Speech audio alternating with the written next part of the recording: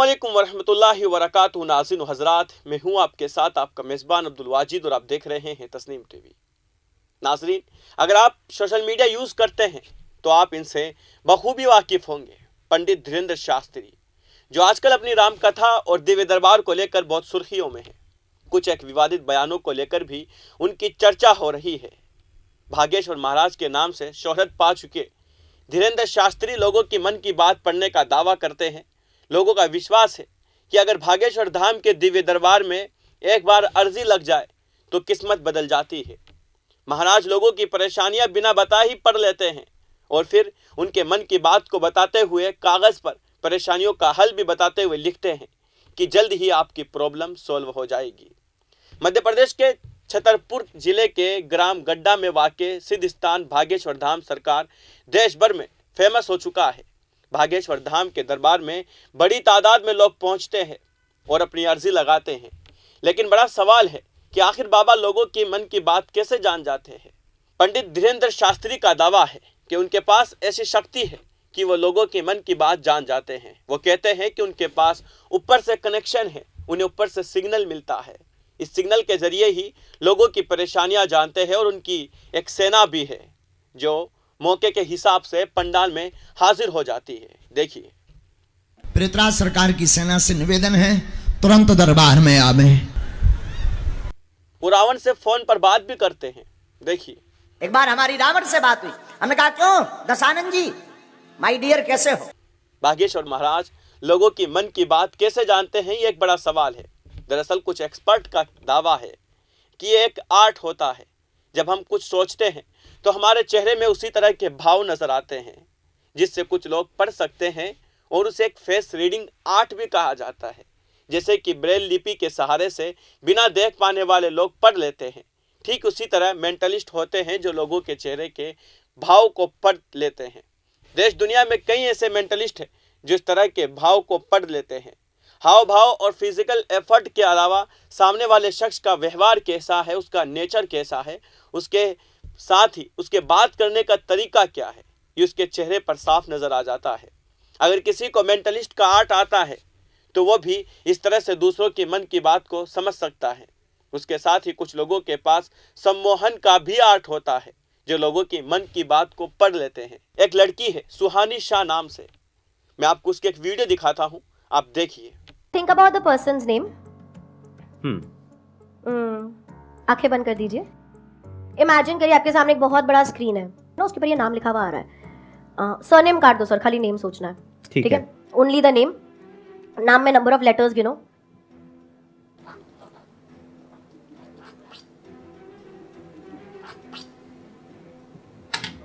Sir for the first, मैंने लिख दिया, मैंने छोड़ दिया। ठीक है, for the first time mic पे बताएंगे आप किसका नाम सोच रहे हैं। मतलब आपने पता लगा लिया नाम? सर थोड़ा एंटिसिपेशन बाद में। How is that possible? एक मिनट, मैं सोच रहा हूँ निपुण। और आपने किसी को नहीं बताया? बिल्कुल नहीं, मुझे तो पब्लिक में किसी को भी नहीं पता। सर यहाँ पे लिखा हुआ है, दिखाइए। Oh shit!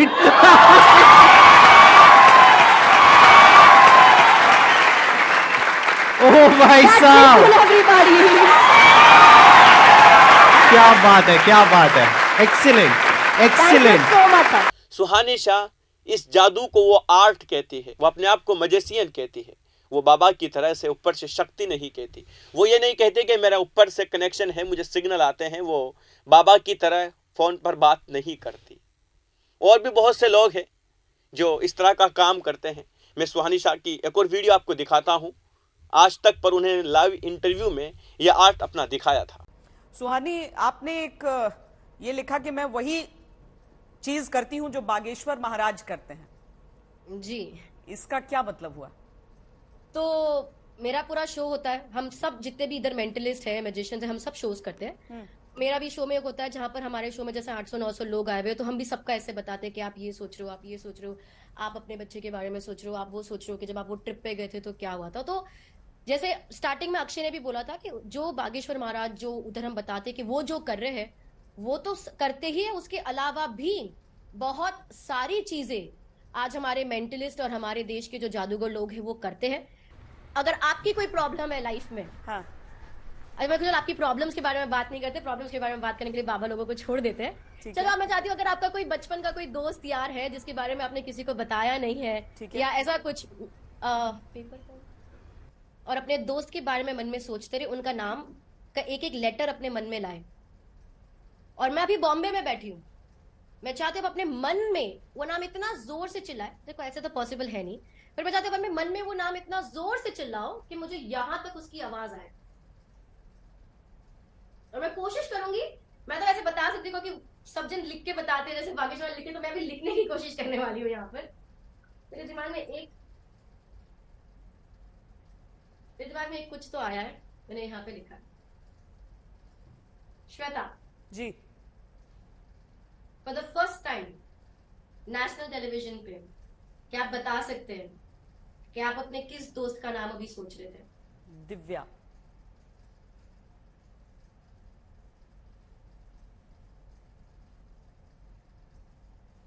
श्वेता आपको मेरी आवाज आ रही है? जी जी, मैं सोच रही थी Divya.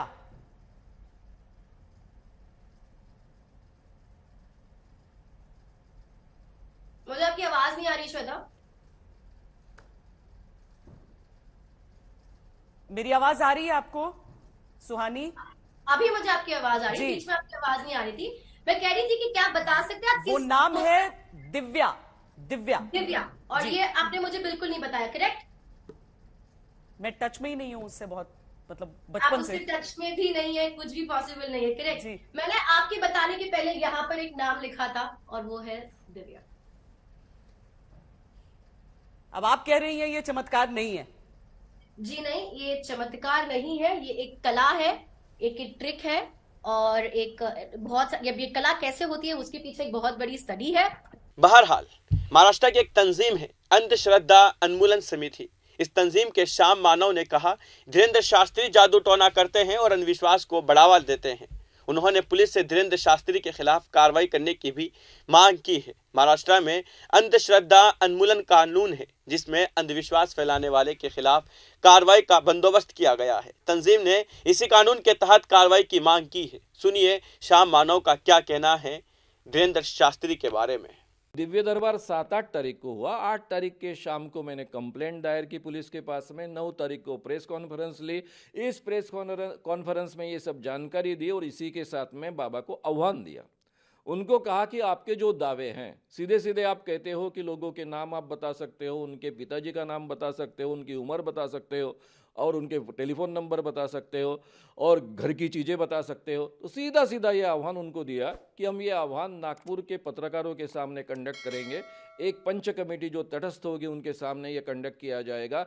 Ford and proof conditions के अंदर ये होगा ताकि कोई भी जानकारी आप तक ना पहुंचे, इस ढंग की व्यवस्था की जाएगी। और ऐन वक्त पर 10 आदमी आपके सामने हाजिर किए जाएंगे। उनके नाम, उनके पिताजी के नाम, उनकी उम्र और फ़ोन नंबर से आप बताइए। और बाजू के ही रूम में जहाँ ये कंडक्ट किया जाएगा पत्रकार भवन में, उसके बाजू के ही रूम में हम 10 चीज़ें रखेंगे जिसका बाकायदा वीडियो रिकॉर्डिंग होगा और वो भी आप अपने दिव्य शक्ति से जानिए और बताइए। 2 बार ये कंडक्ट किया जाएगा क्योंकि पहली बार गलती हो सकती है, इसलिए रिपीटेशन की आवश्यकता है। और दिव्य शक्ति तो आप बार बार रोज उसका उपयोग करते हो, इसलिए आपको कोई प्रॉब्लम नहीं होना चाहिए। और दोनों बार अगर आप 90% से ज़्यादा करेक्ट कहते हो तो अखिल भारतीय अंधश्रद्धा निर्मूलन समिति का 40 सालों से जो आह्वान दे रहे हैं उसका भी 30 लाख रुपए का पारितोषिक है, वो आपको मिलेगा। अगर आपको पैसे नहीं चाहिए तो वैसे ही आप आइए, केवल दिव्य शक्ति सिद्ध करने के लिए आइए। और 2 बार आप अगर ये सिद्ध कर पाए 90% करेक्ट, तो मैं आपके चरणों पर माथा टेकूंगा, आपसे माफ़ी मांगूंगा और हमेशा के लिए अंधश्रद्धा निर्मूलन समिति का काम, जो समिति गए 40 सालों से काम कर रही है, कहती है कि हम धर्म के खिलाफ नहीं, भगवान के खिलाफ नहीं, लेकिन धर्म और भगवान के नाम पर जो लोगों के साथ में ठगी करते हैं, उनका शोषण करते हैं, उन लोगों के खिलाफ यह समिति काम करती है। और आज तक हजारों बाबाओं, मांत्रिकों, शरीर में देवी लाने वाले शरीरों यानी लोगों को और ज्योतिषियों को हमने एक्सपोज किया है, बड़ों बड़ों को नागपुर से खदेड़ा है। इसीलिए नागपुर को पोलखोल शहर कहा जाता है। ये समिति हम बंद कर देंगे, माफ़ी भी मांगूंगा और समिति भी बंद करूंगा, ये जाहिर तरीके से कहा है। इसलिए अपने आप को वो शेर कहते हैं, उन्होंने आना चाहिए, नागपुर में आना चाहिए। 8 तारीख को पहले बाकी जो वीडियोस उपलब्ध है उसके आधार पर, और 10 तारीख को नागपुर में जो उनके दरबार भरे और प्रेत दरबार भरे उनके वीडियोस के आधार पर ये शिकायतें की है। तो नागपुर पुलिस ने सीधे सीधे इसके लिए उनको बुक करना चाहिए, एफआईआर दाखिल करना चाहिए और आगे की कार्रवाई करनी चाहिए। तो फिलहाल की इस खबर में बस इतना ही। आपकी क्या राय है हमें जरूर बताएं धीरेन्द्र शास्त्री के बारे में। तो मुझे दीजिए इजाजत और आप देखते रहिए तस्नीम टीवी, आपके मेजबान अब्दुल वाजिद के साथ। अल्लाह हाफिज।